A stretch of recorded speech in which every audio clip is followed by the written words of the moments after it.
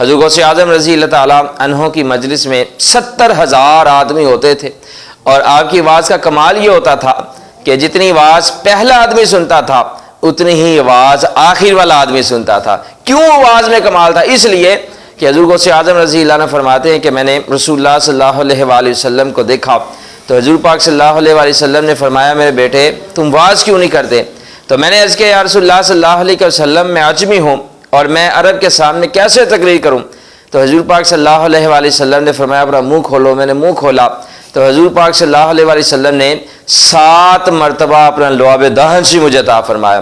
پھر فرماتے ہیں میں نے سیدنا علی پاک رضی اللہ عنہ کو دیکھا تو آپ نے فرمایا منہ کھولو۔ میں نے منہ کھولا تو آپ نے 6 مرتبہ اپنا لعاب دہن سے مجھے عطا فرمایا۔